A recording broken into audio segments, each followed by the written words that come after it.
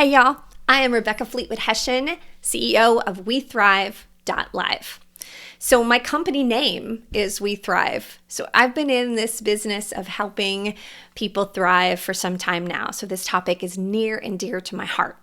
Now, I want to start where I start with clients always, even before this situation that we're in now, which is the difference between striving and thriving. Because if we're honest, prior to this, many of us have just been living for far too long in strive mode. And we use the word strive as a moniker of success, but actually the word means battle and conflict. And if we're honest again, didn't much of our lives feel like a battle and conflict before this global pause? Probably. So what I don't want us to do is think we're going back to that. This is a unique opportunity to really look at what it means to thrive. So I'm going to share with you the steps that it takes to thrive, and always have been the steps that it takes to thrive before this sea of uncertainty, and now more important than it's ever been. Okay, I'm going to show you this. I'm going to show you the steps, and then we'll look at how they apply to where we are now. So if you picture it like a hill that we climb every day, because here's the deal.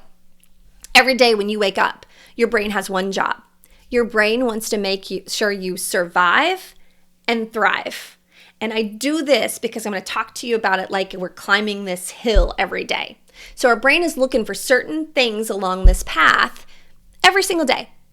First thing our brain says, okay, survival. Do we have food, water, and shelter? Okay, so first thing our brain wants to know every day. The next step on this path is psychological safety. Can I be myself? Do I know who I am? And then right above that is our unique gifts and talents, because we're all very different, all the way down to our fingerprints. God wasn't into the die-cast manufacturing of humans. We're supposed to be different. But unfortunately, striving mode had us all kind of acting like we were machines here to produce. But we're not. We're beautiful humans here to have impact. Because right above our unique gifts and talents is our need to connect. We have these unique gifts and talents that have been hardwired by God into us so that we can give them as gifts to serve another, to serve a community, a cause, or a company. And every day our brain's saying, okay, are we using our gifts? Now, our gifts aren't our jobs or our roles. So I'm a mom, I'm a consultant, but my gifts, I'll give you my top 3. I'm an optimist. You could probably tell that, right? And that serves me really well, and I use it to serve my clients and my company and causes that I care about.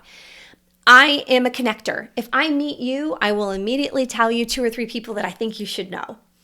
And I can take really complex ideas and break them down into symbols and metaphors that are helpful to people. Those are my top 3 kind of unique gifts and talents in this chapter of life that I'm in.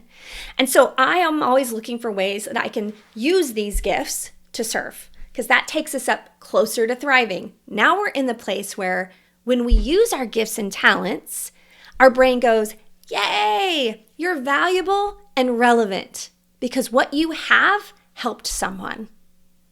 And then ultimately at the top of this hill that our brain wants us to climb every day is this idea of meaning and purpose, where we can holistically say, okay, I know what I'm about and I know the purpose that I'm here for in this season or this chapter of my story.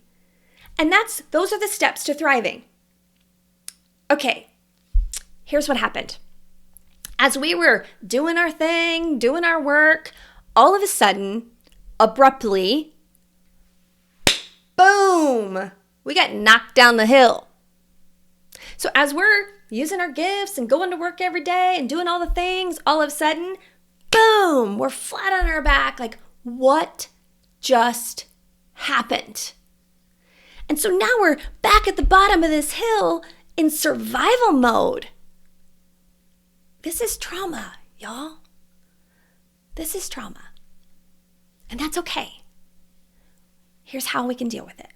This is how we swim in the sea of uncertainty. Now, another quick reminder. You have always, we have always, I have always had uncertainty. Far before any of this happened, our lives had a fair amount of uncertainty. You could have woke up and been on your way to work and been in a tragic accident. One of your loved ones could have been diagnosed with cancer. You could have fallen down and broken your nose. We've always had uncertainty, but we've also always had, back here in the back part of our brain, habits and a rhythm and a routine that made us feel safe and comfortable and really lulled us into a belief that we have more control than we actually have. And now we feel completely out of control. And what's happening in our brains reads this as trauma. We're laying flat on our back at the bottom of the hill like, what just happened? And so our brain's like, okay, just make sure we're okay. Do we have food? Do we have water? Do we have shelter? Are we okay? Which is why people started hoarding toilet paper, y'all. I mean, we just went into survival mode. And yet, as we're in this survival mode and we look at psychological safety, it's like looking at our lives through a funhouse mirror. Like, I'm going to the grocery store today to get strawberries wearing a mask. Like, that's not normal. And so we're distorted and we're disoriented and we're just trying to find our footing. And our feelings don't make sense because things that used to be important to us, we don't know if it's still important. But yet our hurts and our pains and our uniqueness still matter.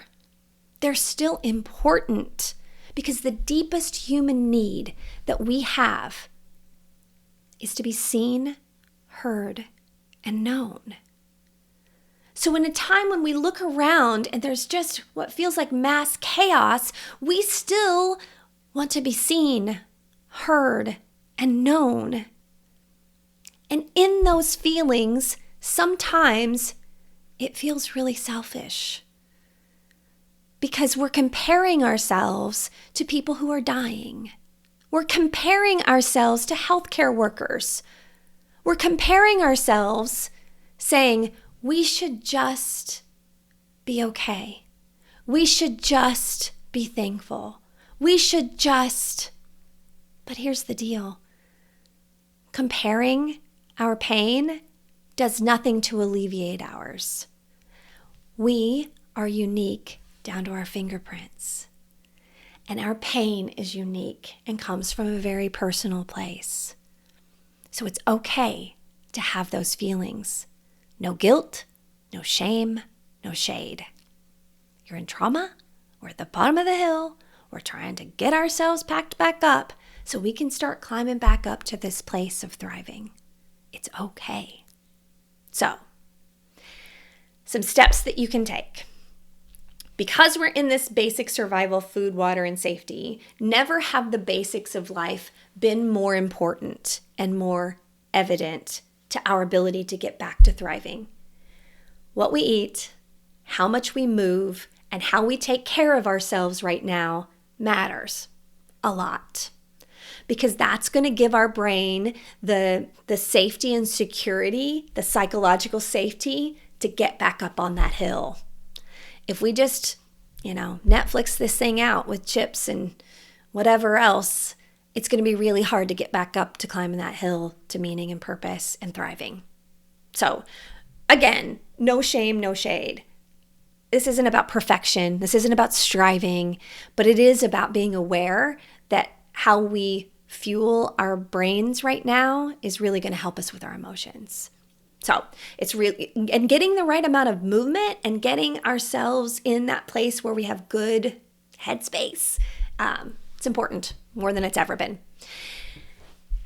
The other thing that's really important is give from your place of giftedness. Because again, your brain's looking for you to have value and relevance. So once you've gathered the supplies for the family and you got everybody what they need, now you're saying, I should do something. I should do something. I feel helpless. What should I do? Give from your place of uniqueness. This isn't a time where you should compare somebody's giving to somebody else's. We should never compare. So wherever you feel valuable and relevant in other aspects of your life, this is the place to do that now. So I'm a connector. I care a lot about people feeling connected. So one of the things I did, I noticed on Twitter one night that a lady had talked about how she was single and she was alone. And that broke my heart because I have my kids here with me. Even though I'm a single mom, I've got two, adult kids, 18 and 22. And I all of a sudden was like, oh my gosh, I can't imagine doing this alone. So I just put a shout out and said, hey, anybody that's a single woman out doing quarantine alone, send me your address and I'll mail you a Badass Women's Council t-shirt and a little note.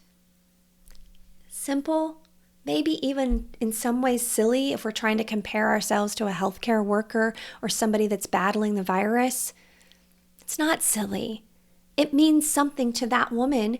I mailed 12 t-shirts out last week, and the notes I got back made me feel valuable and relevant, and it helped them in that moment.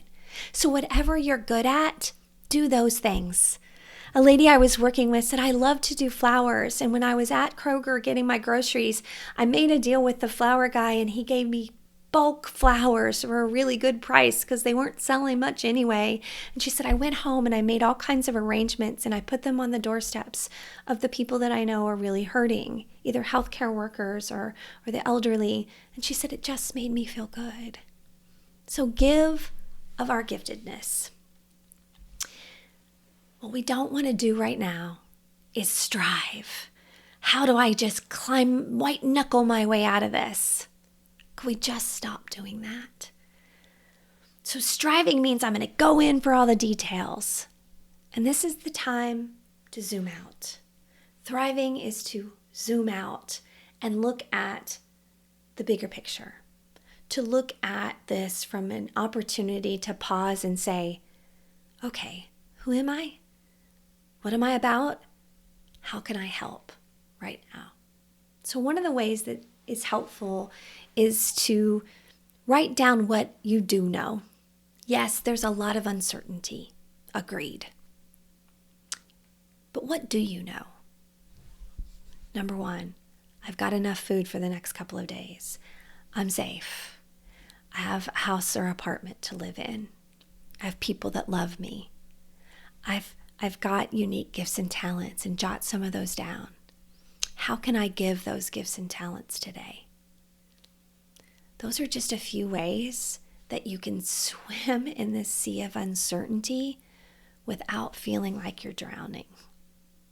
And it's okay to have days, multiple if you need them, that you're not okay. No need to be striving, thinking you're supposed to be good at this. We've never been here before. We can't even look over and compare and say, Google, how do you do COVID-19? We won't know until years into the future when we look back and we can reflect on this time in our lives. So now is the time to reflect and connect. And those basics will help you get back on that hill to thriving in whatever time that it takes for you as an individual and your family. There's no right and wrong way to do this. There's right for you and there's right for me. All right, I'm here to support you. I'd love to stay connected. And if you have any questions, don't hesitate to reach out. Make it a great day. Just one day. Whatever that means for you. And then wake up tomorrow and decide what that day needs. And then the next day and the next day. One day at a time. You can do this.